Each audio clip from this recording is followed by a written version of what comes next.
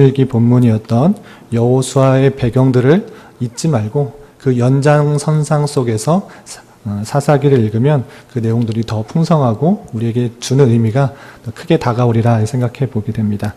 그렇기 때문에 여호수아 그리고 바로 이어지는 사사기 내용을 통하여서 하나님께서 주시려는 그런 모습은 무엇인가, 또 인간의 연약함들은 무엇인가를 잘 생각해 보아야 될 것이고, 우리가 교훈받은 것처럼 인간의 연약함, 인간의 부족함에도 불구하고 하나님의 주권과 섭리는 크고 위대하다는 것들을 다시 한번 깨닫는 그런 사사기의 내용, 사사기의 말씀을 발견했으면 좋겠고요. 그런 가운데 8월 한 달을 지냈으면 좋겠습니다. 오늘은 말씀일기 본문이 6장입니다. 사사기 6장인데 사사기 6장의 내용들을 살펴보기 전에 간략적으로 우리가 계속적으로 교훈받으신 분도 있고 또 처음 대하시는 분도 있기 때문에 사사기의 대략적인 괴간을 살펴보고, 그리고 그 가운데서 오늘 말씀일기 본문인 사사기 6장에서 사사기 6장의 내용이 오늘날 우리에게 주는 교훈들은 무엇인가 좀 생각해보는 시간을 가질까 합니다. 첫 번째로 사사기의 개관입니다. 사사기는 총 21장으로 되어 있는데요. 그 배경은 여호수아의 죽음 이후 이스라엘 땅에서 일어났던 그런 일들입니다. 여호수아를 통하여서 가나안 정복 전쟁이 있었고, 그리고 땅 분배가 있었습니다. 그리고 여호수아가 죽은 이후 여호수아와 같은 걸출한 지도자가 없었기 때문에 이스라엘 백성들은 큰 혼란과 혼돈에 빠지게 됩니다. 여호수아가 죽기 마지막 이스라엘 백성들에 당부하였을 때 하나님의 말씀을 잘 지켜라, 그리고 가나안 땅에 있는 여러 민족들을 쫓아내라, 다 멸하라, 이렇게 말씀하였음에도 불구하고 그 말씀에, 하나님의 말씀에 순종하지 않음으로 말미암아 이스라엘 땅, 가나안 땅에는 이스라엘 백성들이 큰 혼란과 혼돈에 빠지게 되는 것입니다. 그 표현이 사사기 2장 2절부터 3절까지 핵심적으로 잘 표현해 주고 있는데요. 사사기 2장 2절부터 3절까지는 이렇게 표현되어 있습니다. 여러분들 그 교환해 보시면 제가 이렇게 기록해 놨는데요. 사사기 2장 2절부터 3절 제가 한번 읽어보겠습니다. 너희는 이 땅의 주민과 언약을 맺지 말며 그들의 제단을 헐라하였거늘 너희가 내 목소리를 듣지 아니하였으니 어찌하여 그리하였느냐. 그러므로 내가 또 말하기를 내가 그들을 너희 앞에서 쫓아내지 아니하리니 그들이 너희 옆구리의 가시가 될 것이며 그들의 신들이 너희에게 올무가 되리라 하였노라. 이 사사기의 배경을 잘 표현해주고 있는 그런 말씀이다 할 수 있습니다.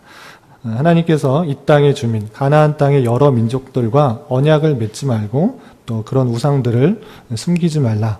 그렇게 하기 위해서는 모든 가나안 민족들을 다 멸하라, 쫓아내라, 이렇게 하였음에도 불구하고 그들이 사사기에 보면 계속 쫓아내지 못하였다, 다 쫓아내지 못하였다 라고 하고 있는 모습, 배경을 살펴볼 수 있습니다. 다 쫓아내지 못함으로 말미암아 가나안이 갖고 있던 여러 우상들, 그리고 세상적인 풍락들, 문화들이 이스라엘 백성들, 유일신을 섬기는 이스라엘 백성들 가운데 오게 된 것입니다. 그렇기 때문에 계속적인 죄악 가운데 처하게 돼 있는 그런 배경을 살펴볼 수 있습니다. 그래서 사사기의 내용들을 계속적으로 읽어보면 어떤 특징들이 있느냐? 이스라엘 백성들은 그 다양한 문화, 가나안의 문화로 말미암아 하나님만을 섬기는 것이 아니라 우상을 숭배하고 또 하나님을 떠나며 세상과 버타는 이 세상의 현실에서 더 풍요를 누리는 그런 범죄를 하는 것을 보게 됩니다. 그런 범죄의 모습을 보일 때 하나님께서는 다양한 도구를 통하여서 이스라엘 백성을 심판하였을 때 이스라엘 백성들은 하나님 앞에 부르짖으며 회개하는 그런 모습, 그리고 그 회개하였을 때 하나님께서는 이스라엘 백성들을 외면하지 않으시고 구원하시는 모습, 구원하였을 때 이스라엘 백성들이 감사하고 그렇게 평안하게 계속적으로 사는 것이 아니라 그 은혜, 하나님의 구원의 은혜를 잊어버리는 그런 망각의 순으로 계속적으로 이 패턴이 반복되며 나아가는 그 사사기의 특징들이 있습니다. 그래서 사사기를 쭉 읽어보면 이런 패턴이 계속적으로 여러 지파들 가운데 반복되고 있는 모습을 볼 수 있습니다. 범죄, 심판, 그리고 회개, 구원, 망각, 그리고 다시 범죄하는 그런 악순환의 패턴들이 계속적으로 이루어지는 그런 이스라엘 백성들의 모습을 볼 수 있습니다. 이런 모습들을 통해서 보여주는 것이 무엇인가? 사사를 통해서 구원하였기 때문에 사사처럼 되자라고 하기보다는 이스라엘 백성들의 계속적인 실패와 또 죄악들에도 불구하고 하나님의 주권 가운데 택하신 백성들을 외면하지 않으시고 사사를 통하여서 또 다양한 방법을 통하여서 구원하신다. 그리고 하나님의 뜻과 계획을 신실하게 이루어 나가시는 하나님의 놀라운 섭리의 역사들을 발견할 수 있는 것이 사사기다라고 할 수 있습니다. 그래서 사사기를 쭉 읽으면서 사사의 멋진 내용들, 사사의 용맹스러움, 사사의 위대함 이런 것도 볼 수 있지만 그런 것을 보는 것이 아니라 인간의 연약함에도 불구하고 또 계속적으로 실패하고 좌절하고 낭망하는 또 범죄하는 타락하는 그런 인간에도 불구하고 하나님께서 택하신 백성을 구원하시는 놀라운 섭리들을 발견하는 것이 사사기다라고 할 수 있겠습니다. 그래서 사사들의 기록이다. 그래서 사사기인데 그것이 아니라 하나님을 사사를 통해서 역사하시는 하나님을 발견하면 좋겠다라는 생각이 듭니다. 그래서 쭉 읽어 나가실 때 21장까지 쭉 읽어 나가실 때 하나님의 놀라운 섭리들을 발견할 수 있어야 될 것입니다. 다시 본론으로 들어와서 오늘 말씀 일기 본문은 사사기 6장입니다. 사사기 6장은 내용이 아주 간단합니다. 이스라엘 백성들이 타락하였을 때 기드온이라는 에브라임 지파의 기드온이라는 사람을 하나님께서 부르시는 그런 장면이 나오는데 그 장면을 통해서 또 오늘날 우리가 생각해야 될 것이 무엇인가, 도전받아야 될 것이 무엇인가, 신앙의 자세에 대해서 교훈받아야 될 것이 무엇인가 몇 가지를 좀 살펴보고자 합니다. 6장은 총 40절까지 길게 되어 있습니다. 그래서 좀 세 부분으로 나누어서 이해하면 좋겠는데요. 먼저 1절부터 10절까지는 미디안의 약탈하는 내용, 미디안이 이스라엘 백성들을 약탈하는 내용이 나오고요. 그 약탈에 견디지 못해서 이스라엘 백성들이 부르짖는 내용들이 1절부터 10절까지 나옵니다. 그리고 11절부터 35절까지는 그 부르짖음 속에서 하나님께서 그 부르짖음을 외면하지 않으시고 여호와의 사자를 보내셔서 구원할 자를 부르시는데 그것이 기드온입니다. 그래서 구원의 서막에 나타나는데 기드온을 부르시는 여호와의 사자가 기드온을 사사로 부르시는 장면이 11절부터 35절까지 나오고요. 마지막 36절부터 40절까지는 기드온의 그 부르심을 확인하는 표적들이 나옵니다. 그래서 기드온이 이스라엘 백성들을 구원하는 큰 용사로 부르시는데 그 용사로서의 확인시켜주기 위해서 기드온을 담대하게 하기 위해서 두 가지 표적을 보여주는 내용이 36절부터 40절까지 나옵니다. 그래서 그 큰 틀 안에서 내용들을 좀 몇 가지 살펴보고자 합니다. 먼저 1절부터 보면 미디안 백성이 이스라엘 백성들을 약탈하는 그런 내용들이 나옵니다. 그 약탈을 왜 하였는가? 그냥 옆에 나라가 있었기 때문에 약탈하였는가? 그렇게 설명하지 않고 1절에서 보면 이스라엘의 죄가 먼저 있음을 살펴볼 수 있습니다. 6장 1절을 보겠습니다. 6장 1절을 보면 이스라엘 자손이 또 여호와의 목전에 악을 행하였으므로 라고 전제가 되어 있습니다. 미디안 백성이 그냥 이렇게 침략하고 또 침탈하고 많은 것을 빼앗았다 이렇게 하는 것이 아니라 그렇게 된 이유 원인에 대해서는 이렇게 표현하고 있는 것입니다. 이스라엘 자손이 또 여호와의 목전에 악을 행하였다. 악을 행한 것, 하나님 앞에 범죄하였다. 그 사실로 말미암아 하나님께서는 미디안을 통하여서 심판하시는 내용들로 이어지는 것입니다. 어떻게 이 심판하였는가?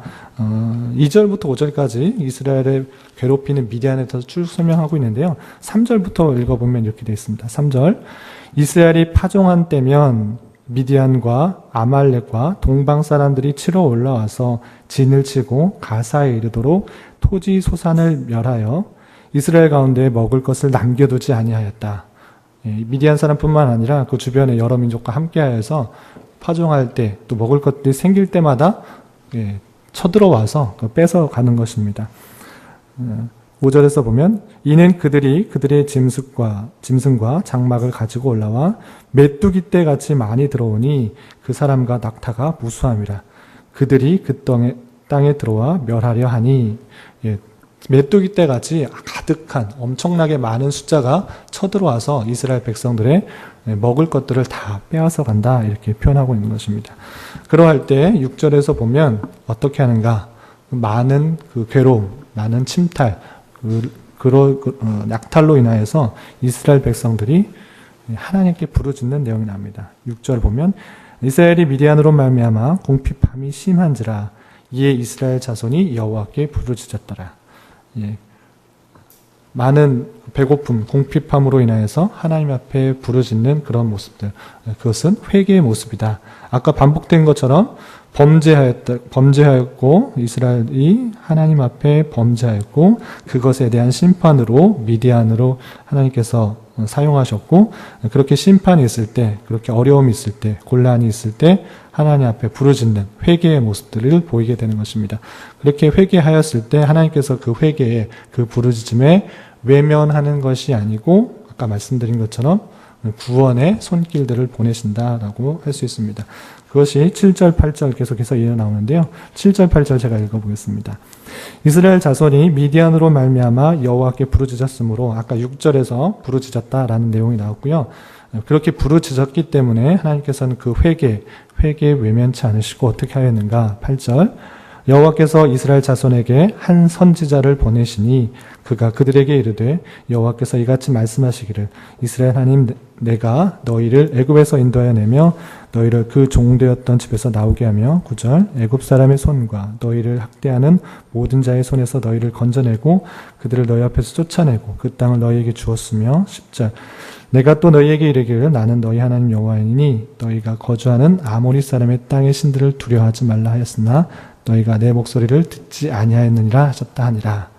예, 하나님께서 선지자를 보내셨다라는 것은 구원하시기 위한 그런 구원의 서막을 볼 수가 있고요. 그 선지자가 하는 말은 무엇인가?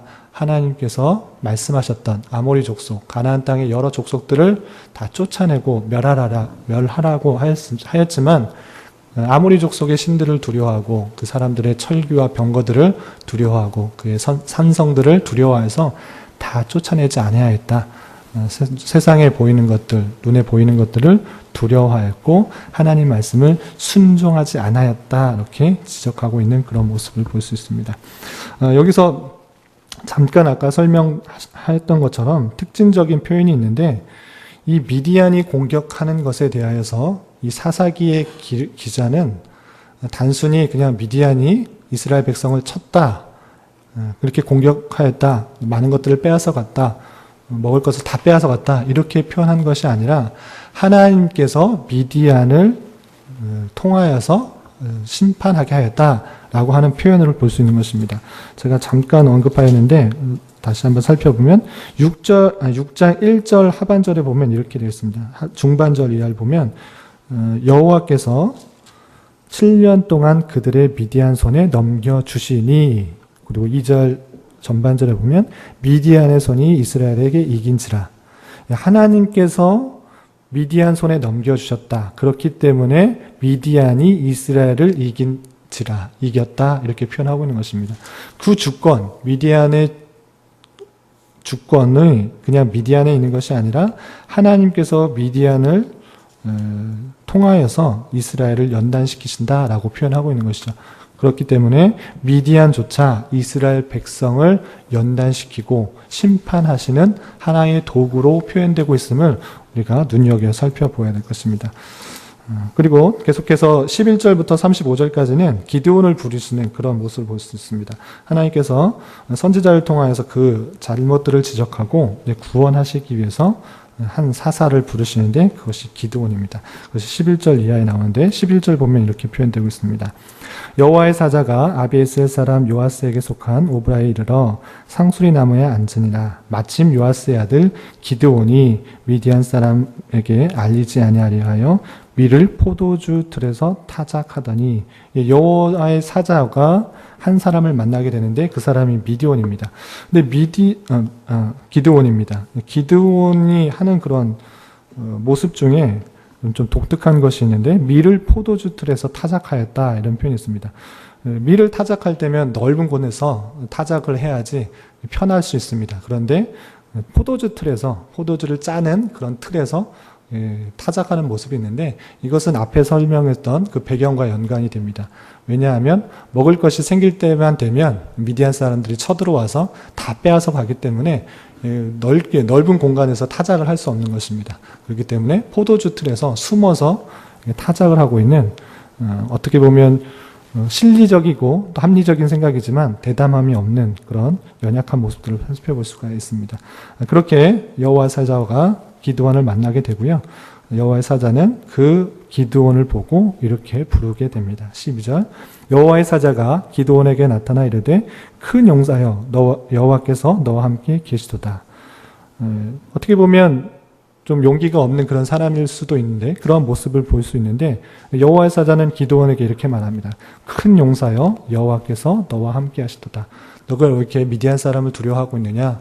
겁내지 말고 큰 용사로서의 모습을 보여라. 큰 용사여 이렇게 부르는데 그것이 그 기드온 자체가 큰 용사이기 때문에 큰 용사라고 부른 것이 아니라 뒤에서 이어지는 표현에서처럼 여호와께서 너와 함께 하시기 때문에 너는 큰 용사다라는 것들을 다시 한번 생각하고 격려하고 있는 것입니다.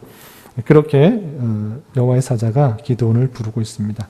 그러할 때 기드온은 반문하게 됩니다. 여호와께서 나와 함께 계시기 때문에 내가 큰 용사다. 여호와가 나에게 정말 계시는가? 우리와 함께 계시는가? 반문을 하는 것이 13절에 나오게 됩니다. 13절 기드온이 그에게 대답하되 오 나의 주여 여호와께서 우리와 함께 계시면 어찌하여 이 모든 일이 우리에게 일어났나이까? 하나님께서 정말 계시다면 어떻게 이스라엘 백성들이 미디안 사람들 그리고 가나안 사람들에게 이렇게 핍박을 당하고 또 많은 사람들에게 많은 것들이 약탈될 수 있습니까? 하나님이 정말 계시기나 하는 것입니까? 이렇게 묻는 것입니다. 그리고 또 우리 조상들이 일찍이 우리에게 이르기를 여호와께서 우리를 애굽에서 올라오게 한 것이 아니냐 한 그 모든 이적이 어디 있나이까? 예전에는 많은 이적들이 있어서 출애굽시키고 또 광야에서 많은 것들을 보여주셨는데 그 이적들이 어디 있느냐? 그런 이적들을 통해서 우리에게 나타나지 않지 않습니까? 이렇게 반문하고 있는 것입니다. 이제 여호와께서 우리를 버리사 미디안의 손에 우리를 넘겨주셨다. 이렇게 말하고 있습니다. 하나님께서 계신다고 하면 어떻게 이렇게 우리가 미디안 사람들에게 핍박을 받을 수 있고 그 많은 기적들이 하나도 일어나지 않지 않습니까? 하나님이 정말 우리 함께 계신 것이 맞습니까? 이렇게 반문하고 있는 연약하고 또 믿음 없는 그런 모습들을 보이게 됩니다. 그러할 때 여호와의 사자는 다시 한번 기드온에게 그를 부르신 이유, 그의 사명에 대해서 14절에 이렇게 표현하고 있습니다. 여호와께서 그를 향하여 이르시되 너는 가서 이 너의 힘으로 이스라엘을 미디안의 손에서 구원하라. 내가 너를 보낸 것이 아니냐 하시니라. 그의 기드온의 사명이 무엇인가? 그것은 너는 가서 너의 힘으로 이스라엘을 미디안의 손에서 구원하라. 기드온을 부르신 목적, 기드온의 사명을 다시 일깨워 주었는데 그것은 너의 힘으로 이스라엘을 미디안의 손에서 구원하라라는 사명을 주신 것입니다. 그러할 때 알겠습니다. 이렇게 가겠습니다. 이렇게 바로 그렇게 하는 것이 아니고요. 기드온은 연약한 모습 가운데 계속적으로 표적을 구하는 모습을 볼 수 있습니다. 17절에 이렇게 표현하고 있습니다. 기드온이 그에게 대답하되 만일 내가 주께 은혜를 얻었사오면 나와 말씀하신 이가 주 되시는 표징을 내게 보이소서. 정말 그 말이 맞다고 하면 주인이 되신다는 표징을 보여달라. 확실하다는 그런 표징을 보여달라라고 하는 기드온의 모습을 볼 수 있습니다. 여기까지 기드온을 부르시는 그런 모습들을 보이는데 큰 용사라고 여호와의 사자가 기드온을 보고 큰 용사라고 말을 했지만 정말 기드온이 정말 용기 있고 용맹하고 대담하고 그런 모습을 보였는가? 그런 것이 아니고 미디안 사람들에게 또 많은 것들을 약탈당할까 봐 포도주 틀에서 밀을 타작할 뿐만 아니라 여호와의 사자가 부르시고 또 함께 하시다 이렇게 말했지만 정말 그 말이 맞느냐 반문했을 뿐만 아니라 내가 이스라엘을 미디안 사람 손에서 구원할 것이다 라고 사명을 주셨음에도 불구하고 그 말씀을 순종하고 알겠습니다, 담대하게 난 것이 아니고 정말 그 말이 맞다면, 주님이 맞다면 표징을 보여달라라고 말하는 계속적으로 연약하고 부족한 그런 모습을 살펴볼 수 있습니다. 강하고 능력 있는 사람을 택하여 부르신 것이 아니고 연약하고 부족한 모습에 기드온에게 오신 주님, 그리고 그를 부르시는 그런 모습을 살펴볼 수 있습니다. 그리고 마지막에 36절부터 40절까지는 아까 말했던 그 표징들, 나에게 표징을 보여달라 이렇게 말했는데 그 표징이 정말로 일어나는 그런 일들이 있습니다.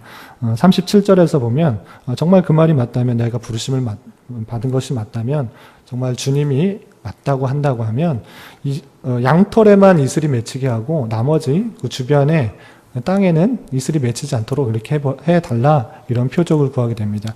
38절에 보면 그 말대로, 그 구하는 대로 그 표징이 실제로 일어났고요. 그럼에도 불구하고 기드온은 또 의심하기 시작합니다. 이건 우연히 그렇게 될 수 있습니다. 양털에만 이슬이 맺히는 것은 우연히 그렇게 될 수 있지 않습니까? 한 번 더 표징을 보여주십시오. 이번에는 양털에만 이슬이 맺히지 않고 땅에 이슬이 맺히게 해 주십시오. 이렇게 구하는 모습이 있습니다. 그 표징에도, 그 표적을 구하는 그 기드온에게도 하나님께서는 그대로 행하셔서 양털에만 이슬이 맺히지 않고 땅에는 이슬에 다 맺히는 그런 표징을 보여주게 됩니다. 이런 말씀을 대하면서 한편으로 나에게 신앙이 더욱더 굳건해지기 위할 때 표적이 있었으면 좋겠다. 기드온처럼, 기드온같이 연약한 모습 할 때, 연약한 신앙 가질 때 나에게 표적을 주면 더 신앙이 굳건해질 것 같다. 기드온도 그랬으니까 나에게도 그런 표적이 있었으면, 표징이 있었으면 좋겠다라고 생각할 수도 있습니다. 그렇지만 모든 사람에게 표적과 이적을 통해서 하나님께서 믿음을 주시는 것이 아니고 표적과 이적을 통해서 신앙이 굳건해지는 것은 아주 연약할 때 일어나는 그런 일들입니다.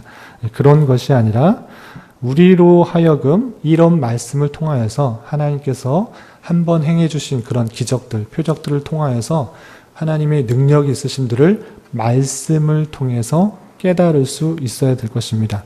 계속적으로 반복해서 일어나게 하는 것은 믿음이 있는 것 같이 보이지만, 신앙이 있는 것 같이 보이지만, 성경대로 행하는 것 같이 보이지만 오히려 그것은 믿음이 없는 행동이다 라고 할 수 있습니다. 표적과 이적을, 말씀에 나타난 그 표적과 이적들을 오늘날 다시 내게도 반복해서 일어나게 해주십시오 라고 구하는 표적 신앙 또는 이적을 구하는 신앙은 믿음이 있는 신앙이 아니라 믿음 없는 신앙이라는 것들을 잊지 말아야 될 것입니다.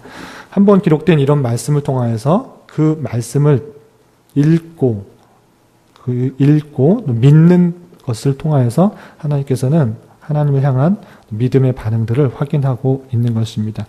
잘 아시는 말씀 요한복음 20장 29절, 예수님께서 돌아가시고 부활하셨을 때 많은 사람들이 믿지 않았습니다. 또 많은 사람들, 제자들의 말을 통하여서 제자들이 부활하셨다라는 그런 말도 믿지 않았습니다. 내가 보고 또 만져봐야 믿겠다 이렇게 했던 것입니다. 그러할 때 예수님께서는 도마에게 나타나셔서 실제로 보여주시고 만지겠습니다. 그리고 20장 29절에 이렇게 말씀하신 것입니다. 예수께서 이르시되 너는 나를 보고 믿느냐, 보지 못하고 믿는 자들은 복되도다 하시니라. 눈에 보여지는 그런 것들이 있을 때만 믿는 것은 아주 부족하고 연약한 신앙일 것이고요. 하나님께서는 이미 기록된 말씀, 그것을 읽고 듣고 그것을 통해서 믿게 하시는 그런 은혜가 있다라는 사실들을 알아야 될 것입니다.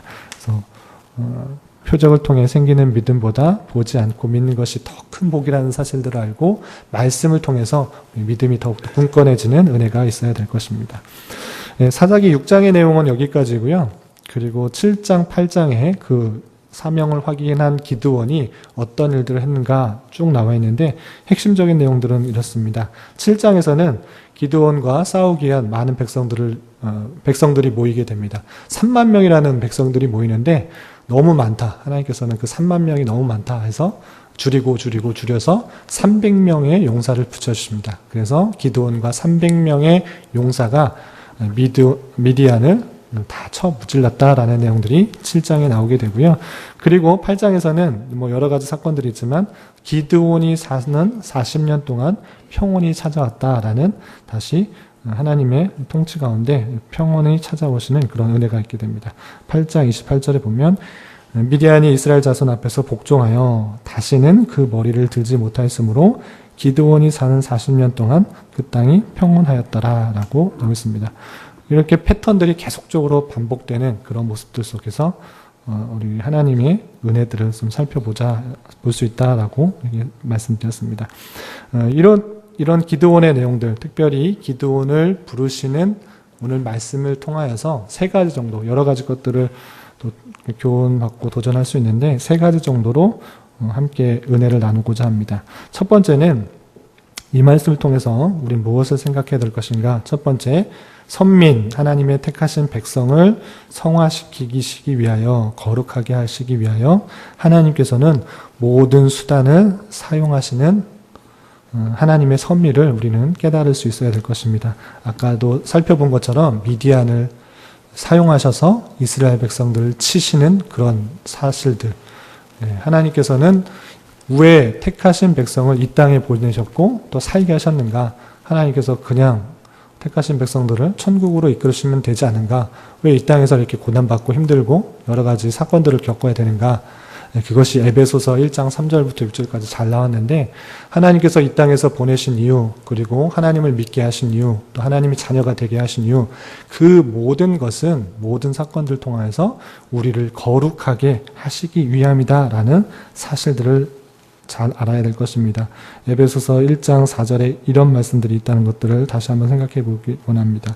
곧 창세 전에 그리스도 안에서 우리를 택하사 우리로 사랑 안에서 그 앞에 거룩하고 흠이 없게 하시려고, 하나님께서 우리를 택하시고 또 이 땅에 있게 하시고 믿게 하시고 또 여러 가지 환경과 사건을 겪게 하시는 이유가 무엇인가? 그것은 우리를 거룩하게, 흠이 없게 하시려는 그 사실들을 알아야 될 것입니다.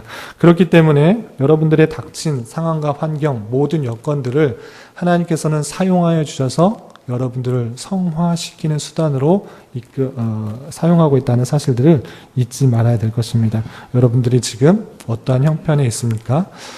힘들고 어렵고 낙담 가운데 또는 곤란받고 심판받는 그런 사실 가운데 있습니까? 그럴지라도 하나님께서 외면하신 것이 아니라 그 모든 산경과 사건을 통하여서 주님께 다시 돌아오길 바라는 하나님의 섭리의 손길들, 회개하고 돌아오길 바라는 하나님의 섭리의 손길들이 있음을 알아 어렵고 환난 중에 있을지라도 혹 나의 죄악과 더러움 때문이 아닌지 삼가 되돌아봐야 될 것이고요. 힘들고 어려운 상황일지라도 이 상황 속에서 하나님께서 이끌어주시는 거룩하게 이끌어주시는 하나님의 섭리들을 발견할 수 있어야 될 것입니다. 그리고 두 번째는 특별히 오늘 주제하고 잘 주제에서 나타나는 것인데 하나님께서는 기드온을 부르셨다는 것입니다. 기드온이 정말 멋있고 큰 용사로서 담대하고 또 힘이 있는, 어떻게 여호수아에서 우리가 살펴본 것처럼 갈렙과 같은 그런 모습은 아니었다라는 것입니다. 기드온은 미디안 사람들에게 들키지 않으려고 몰래 숨어서 타작할 뿐만 아니라 하나님께서 계속적으로 부르시는데도 하나님께 반문하고 따지고 그리고 표적을 보여달라고 하는 그런 연약한 모습 가운데 있다라는 것입니다. 강하고 힘 있는 자를 사용하여서 또 능력 있고 멋있는 자를 사용하여서 일을 이끌어 나가시는 것은 세상의 논리이자 인간적인 방법일 수 있습니다. 하나님께서는 지금 살펴본 연약한 기드온뿐만 아니라 우리가 앞에서 읽어왔던 여러 사사들, 왼손잡이 에훗, 소모는 막대기를 사용한 삼갈, 또 여선지자 드보라, 헤벨의 아내 야엘, 이 모든 사람들이 힘있고 능력있고 멋있고 능력있고 강한 사람이 아니라 보잘것없고 부족하고 연약한 사람들이었다. 장애가 있는 사람이었다. 또는 능력이 없는 그런 사람이었던 것을 살펴볼 수 있습니다. 하나님께서는 부족하고 연약한 그런 사람들을 쓰셔서 하나님의 능력이 어떠한지를 더 확실하고 분명하게 보여주신다는 사실들을 잘 알아야 될 것입니다. 고린도후서 12장 9절에서 10절까지 바울 사도는 이렇게 고백하고 있습니다. 나에게 이르시기를 내 은혜가 내게 족하다. 족하도다. 바울 사도가 육체적인 그런 장애가 사단의 가시가 있었음에도 불구하고 그것을 해로 여기지 않고 그것을 족하게 만족하게 여기는 그런 모습입니다. 왜냐하면 이는 내 능력이 약한 데서 온전하여 짐이라 하신지라. 그러므로 도리어 크게 기뻐함으로 나의 여러 약한 것들에 대하여 자랑하니 이는 그리스도의 능력이 내게 머물려 하려 함이라. 내가 잘났다, 능력 있다 이렇게 하는 것은 하나님을 모시고 하나님을 의지하는 것 때 방해가 되지만 오히려 내가 부족하고 연약하다라고 하는 것들은 하나님만을 자랑해주고 하나님만이 드러나는 그런 일들로 쓰여지게 된다. 그리스도의 능력이 드러나게 된다라고 하고 있는 것입니다. 그러므로 내가 그리스도를 위하여 약한 것들과 능력과 궁핍과 박해와 곤고를 기뻐하느니 이는 내가 약한 그때의 강함이다라고 고백하고 있습니다. 또 고린도전서 1장 27절에서 하나님께서 약한 자를 들어 쓰시는 섭리에 대해서 이렇게 표현하고 있습니다. 그러나 하나님께서 세상에 미련한 것들을 택하사 지혜 있는 자들을 부끄럽게 하시려고 세상의 약한 것들을 택하사 강한 것들을 부끄럽게 하려 하시며 약하고 또 부족하고 미련하고 한 것들을 택하여서 강하고 힘 있는 것들을 부끄럽게 하시는 하나님의 능력들이 있다라고 하시는 하나님의 섭리 방편들을 잘 깨달아야 될 것입니다. 그렇기 때문에 내 자신의 모습을 볼 때 많이 연약하다, 부족하다, 힘이 없다, 어떻게 할 수 있을까 이런 것들로 좌절하고 낙담하고 있다고 한다면 그런 모든 것들 가운데 떨쳐 이겨나가야 될 것입니다. 그러할 때 더욱더 하나님의 능력이 내 안에 있을 수 있는 기회가 된다라는 생각들을 가지고 하나님을 더욱더 의지하는 기회로 삼아야 될 것이고 이를 통하여서 하나님의 영광이 더 잘 드러날 수 있도록 내 자신을 하나님께 드리는 그런 모습들이 있어야 될 것입니다. 그리고 마지막으로 한 가지 더 생각해야 될 것은 기드온을 부르신 것에서 끝난 것이 아니라 하나님께서 부르신 그때에 또 하나의 사명을 주셨다라는 것입니다. 지금 이 자리에 있다는 것 자체가 하나님의 부르심이 있다라는 것입니다. 하나님을 믿기 때문에 하나님께서 부르셨기 때문에 우리가 하나님을 믿을 수가 있고요. 또 주일 편하게 쉬고 놀고 또는 세상의 여러 가지 즐거움들을 따라갈 수 있지만 이른 아침 시간 이 자리에 나와서 하나님께 예배 드린다는 것 그 자체가 이미 하나님의 부르심이 있다라는 그 사실들입니다.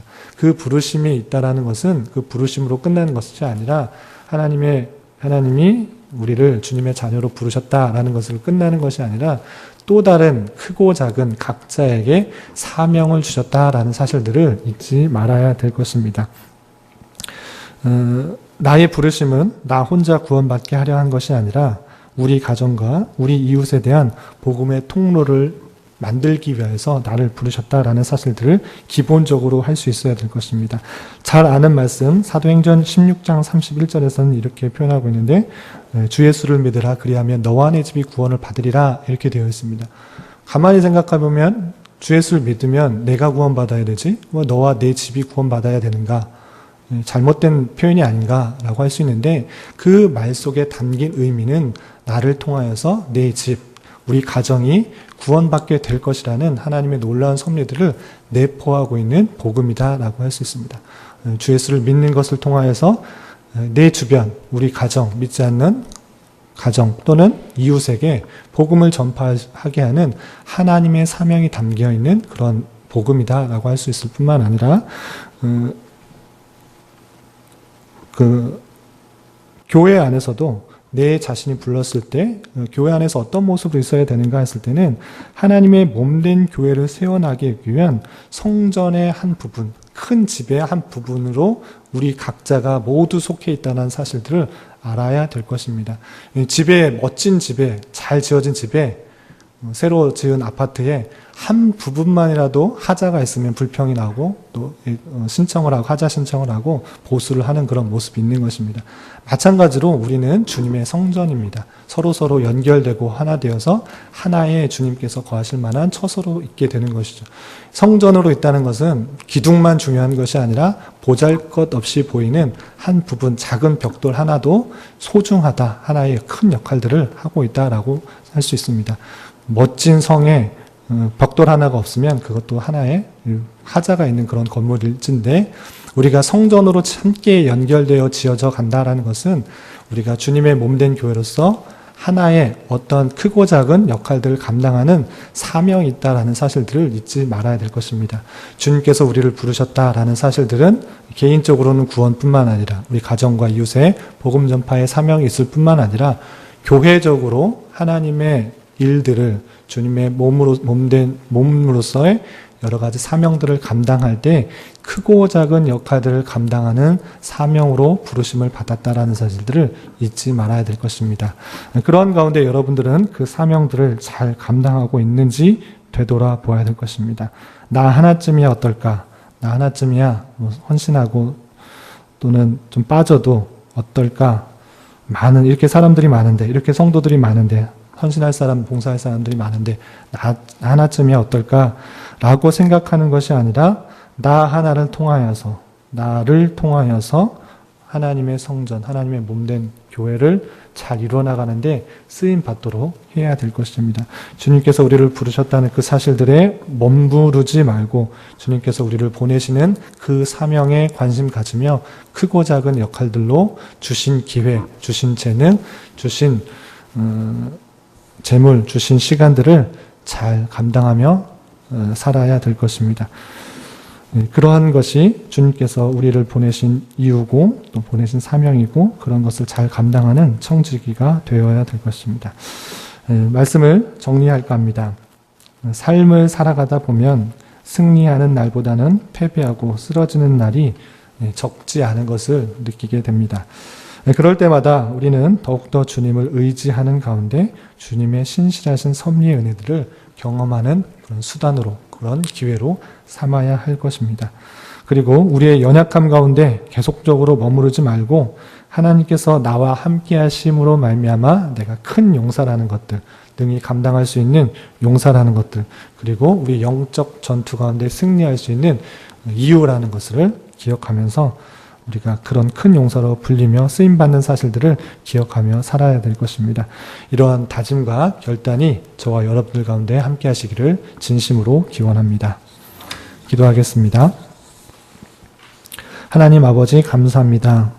오늘 말씀을 통하여 부족하고 연약한 기도원을 부르시며 그의 사명을 감당하도록 하시는 은혜를 바라봅니다. 우리 또한 연약함 가운데 날마다 쓰러지고 낙담하지만 그럴 때일수록 실수하지 않으시는 하나님의 부르심과 보내심에 대하여 기억하며 살아가게 하여 주시고 날마다 하나님만을 의지하며 살아가는 자 되게 하여 주시옵소서. 주님께서 주신 힘과 능력과 지혜로 주어진 일들을 잘 감당하는 자 되게 하여 주시고 모든 수단을 통하여 신앙을 단련시키는 주님이신 줄을 알아 신앙 인격이 정금과 같이 또 보석과 같이 아름답게 빛나는 저희 모두가 되게 하여 주시옵소서. 예수님의 이름으로 기도드리옵나이다. 아멘.